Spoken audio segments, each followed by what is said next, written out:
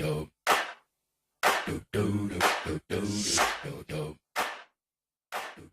on se retrouve pour une nouvelle vidéo. Donc, ça sera une vidéo produit terminé. Est-ce que je rachète ou non? Donc, on va tout de suite commencer par le maquillage.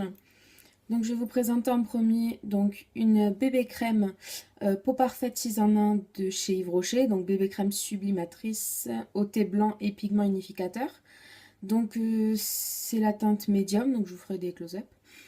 J'ai pas du tout aimé cette bébé crème. D'ailleurs, vous voyez, enfin, c'est un peu, je sais même pas si elle est terminée ou non, mais en tout cas, j'arrête de l'utiliser. Elle est vraiment très grasse, elle unifie pas du tout la peau, elle la rend pas éclatante. Enfin, voilà, c'est pas pour moi du tout un bon produit, donc non, je ne rachèterai pas du tout. Ensuite, je vais vous présenter donc de chez ELF le Highlight Primer, comme ceci. Donc c'est une base à paupières blanche. Donc que j'ai tout simplement adoré. Elle coûte 1 €. Franchement, elle ne coûte rien du tout. Elle fait bien tenir le fard à paupières. Il glisse pas dans les creux, dans les plis, tout ça comme ça me faisait avant. Donc ben écoutez, je rachèterai sans souci. Je suis pas du tout déçue. Ensuite, je vais vous parler du mascara volume million de cils aux coutures. Donc c'est un mascara de chez L'Oréal avec une brosse comme ceci. Donc j'ai adoré ce mascara, je trouve qu'il fait un très bon rendu. Et franchement, donc je vais pas le racheter tout de suite puisque j'ai testé un autre mascara dont je vous parlerai très bientôt que j'ai totalement adoré. Mais pourquoi pas éventuellement si à l'occasion. Ensuite, je vais vous parler donc d'un crayon à sourcils de chez Yves Rocher, comme ceci. Donc c'était fait pour les blondes claires. Au final, ça rend les sourcils vraiment très foncés. Pourtant, vu la couleur, bon, on ne dirait pas. Hein. Je sais pas si je vous fais un swatch.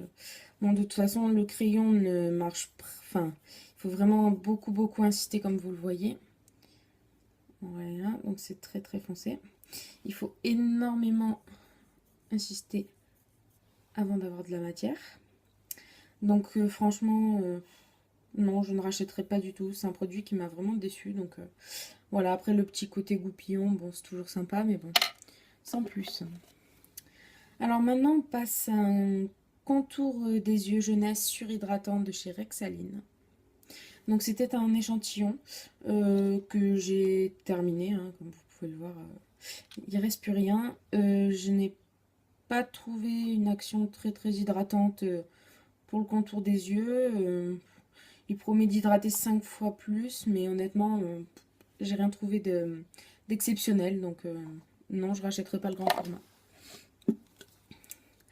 Ensuite, on passe donc à la gamme de chez Desange, donc compétences professionnelles, élixir nutri illuminant, sans rinçage, donc c'est un soin sans rinçage pour les cheveux blonds colorés ou décolorés, blond californien, donc c'est la gamme. Hein. Donc on nous dit que ça va nourrir la fibre et que ça illumine le blond, éclat infaillible comme un blond qui ne vire pas. Qu'est-ce que vous dire sur ce produit? Alors déjà, il nourrit pas du tout les cheveux, il les rend pas plus blonds ou plus éclatants. Ensuite, il fait les cheveux, enfin ça colle, je trouve, les cheveux se regroupent et ouais, ça colle en fait. Donc franchement, non, c'est un flop et je rachèterai pas. Ensuite, toujours pour les cheveux, donc je vais vous présenter donc l'huile capillaire à la noix de coco de chez The Body Shop. Donc c'est une huile capillaire que j'ai beaucoup aimée, donc qui fait très bien son job comme beaucoup d'huile capillaire. Par contre au niveau de l'odeur, comment vous dire que je me suis complètement lassée. Donc le flacon fait 200 ml. On dirait pas, mais comme on met très peu d'huile, donc moi je m'en servais pour faire des bains d'huile. Mais comme on met très peu d'huile, ça dure très longtemps. Honnêtement, je me suis totalement lassée. Mais donc je rachèterai peut-être une autre huile capillaire, mais pas la noix de coco, parce que la noix de coco... le produit que je vous présente, donc c'est le shampoing sec ultra doux de chez Garnier, donc à l'extrait de vanille, comme ceci. Donc pour les cheveux longs, il absorbe l'excès de sébum, redonne du volume en racines, cheveux frais et légers. Bon alors, c'est un shampoing sec donc, qui a Une très très bonne odeur, franchement, ça, au niveau de ça, rien à dire. Et ça sent très bien la vanille, par contre, bon, l'odeur reste un tout petit peu chimique quand même. Après, au niveau de l'efficacité, bon, il y a mieux, voilà. Donc, non, je ne pense pas racheter pour l'instant. Je me suis racheté des shampoings secs Baptiste. Et pour l'instant, ça me va très bien. Ensuite, on va passer donc au masque de chez Timothée. Donc c'est de la gamme Timothée pure, donc 0% de parabènes, nutrition intense, masque nourrissant à l'huile d'avocat, cheveux secs ou abîmés. Donc c'est un masque, donc comme vous le voyez, il en reste très très peu, de quoi me faire un peu des pointes et c'est tout. Donc c'est un masque déjà qui sent très très bon, j'adore son odeur, ça sent vraiment le propre, enfin bon, voilà. Ensuite, franchement, il nourrit très très bien, il n'assèche pas les cheveux, il fait pas un effet je nourris et puis en fait compte c'est juste de l'apparence, il nourrit très très bien en profondeur. Franchement, j'adore, top, je rachèterai. Ensuite, on va passer à la catégorie donc gel douche, donc j'en ai que deux à vous présenter. Alors, donc celui-ci donc est presque terminé, donc c'est pour ça que j'ai décidé de vous le présenter. Alors, c'est le Coco Bahama gel douche by Cyan de chez Lidl, que j'ai trouvé chez Lidl.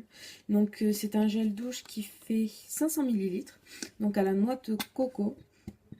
Donc, pareil, ils sont vraiment super bons, la noix de coco. Bon, après, je me suis vraiment lassée de l'odeur en fait. Donc, maintenant, ce que je fais, c'est que je l'utilise pour mettre de la mousse dans mes bains. Il m'a coûté 50 centimes. Donc voilà, que dire d'un gel douche qui coûte 50 centimes, il lave, il mousse très très bien. Que demande le peuple? Ensuite, donc un deuxième gel douche de chez Yves Rocher. Donc c'est le Jardin du Monde Fleur de Lotus. Donc ça, j'adore cette odeur, Fleur de Lotus, c'est une odeur vraiment que j'adore. Parfum très frais, très léger. Et franchement idéal pour le printemps, tout ça. Enfin honnêtement, oui, je rachèterai sans hésiter. Ensuite, donc toujours pour continuer sur le corps, donc j'ai terminé le Mixa Intensif Peau Sèche. Donc c'est un lait pour le corps, réparateur, peau extra sèche. Donc j'ai pas la peau extra sèche, mais je préfère être très très bien hydratée. Donc au niveau de l'odeur, enfin c'est Mixa quoi, hein, ça sent super bon. C'est voilà, j'adore ces produits, ils hydratent bien. Il n'y a rien à dire de plus sur ces produits, ils hydratent très bien et franchement, j'adore. Donc je rachète. Voici ensuite donc un lait après soleil de chez Corinne de Farm, donc qui est bio.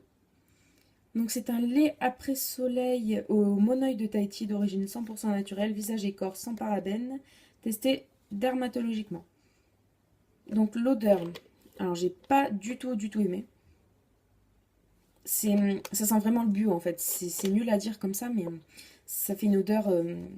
C'est pas une odeur de monoeil classique comme on a l'habitude.